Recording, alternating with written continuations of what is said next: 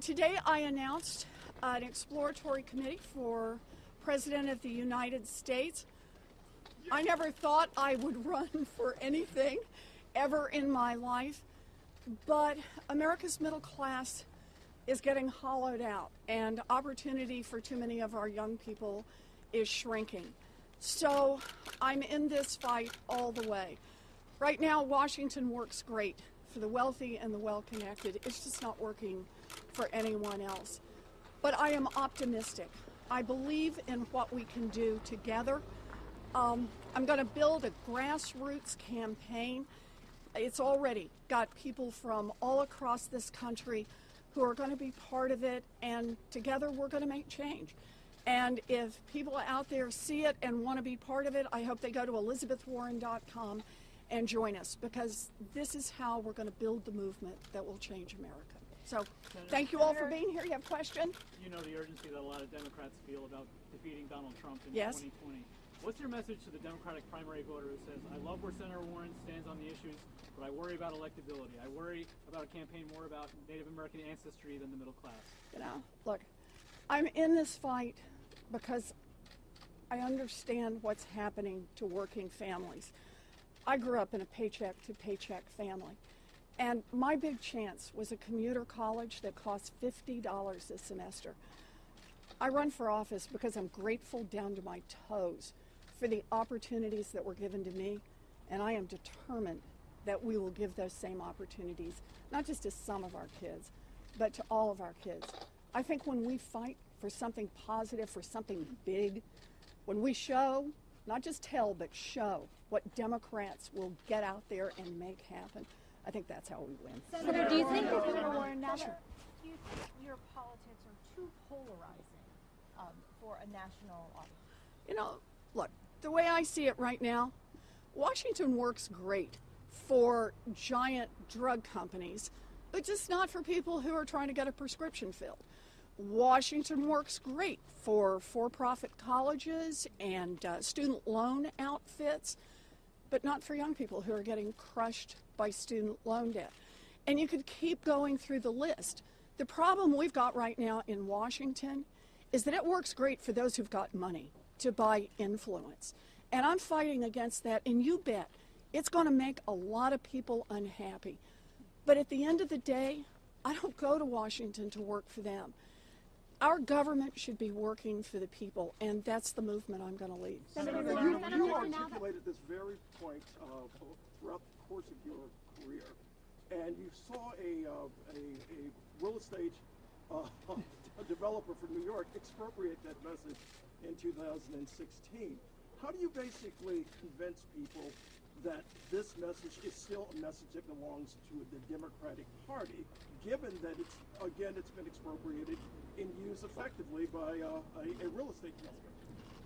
We have to get out there and be clear about what we're fighting for, and then we got to show we're willing to fight for it.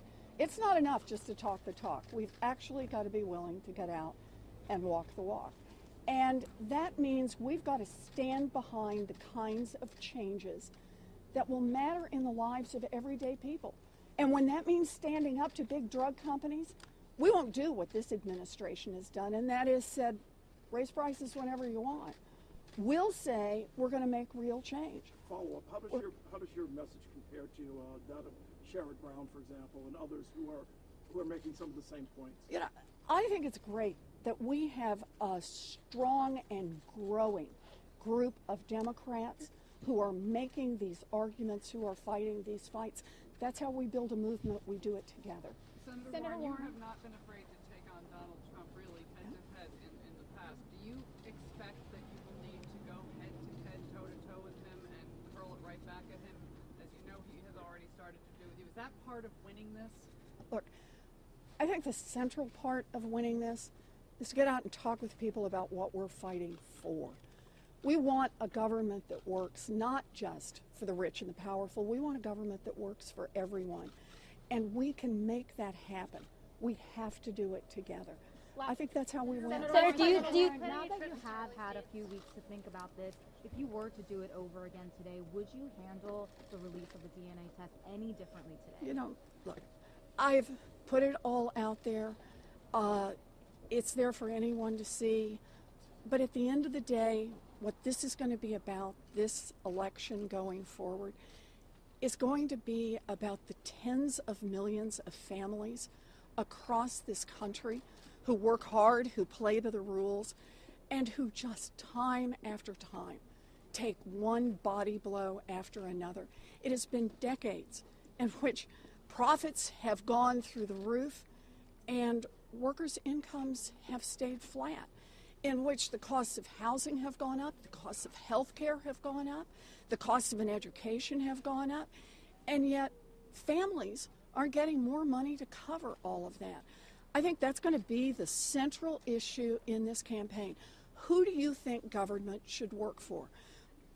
Republicans, Donald Trump, have made clear they think government should work for the wealthy and the well-connected. And right now, that's exactly what it's doing. I think it ought to work for everyone else, and that's what this fight is about. Senator, do super PACs have a place in this race? I'm sorry? Do super PACs have a place in this race? Would you take support from super PACs? So, look, I believe that as Democrats, the way we're going to win in 2020 is by building a grassroots movement all across this country. And that means we have to build this movement with small dollar donors, with volunteers, with real people. I don't think we ought to be running campaigns that are funded by billionaires, whether it goes through super PACs or their own money that they're spending. Democrats are the party of the people. And the way we make that clear is we join together and we fund our campaigns. We make our campaigns work through the people. By the way, today already, since I've made the announcement this morning, I've already received donations from all 50 states, the District of Columbia, and Puerto Rico. That's how you build a grassroots campaign. Senator, the Democratic Party voters, you just won re-election. Yep. Your message to voters who say now she's more focused on running for president rather than representing Massachusetts. You know, What's your take on that? I'm in the fight for all of our families. It's the same fight that drew me in to elected politics to begin with.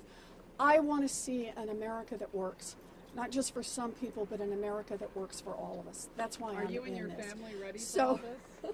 Well, you can actually, I have to say, Bailey is really behaving himself here. He looks ready for it. You know, I'm about to go off and make phone calls to some supporters all around the country. Tonight, Bruce and I are going to do what we do every New Year's Eve. We're going to watch Casablanca, cheer at all the cheering parts, and cry at all the sad parts, and have a good evening. And I will see all of you, I hope, again very soon. Happy New Year to all of you. Take care. Happy New Year, guys.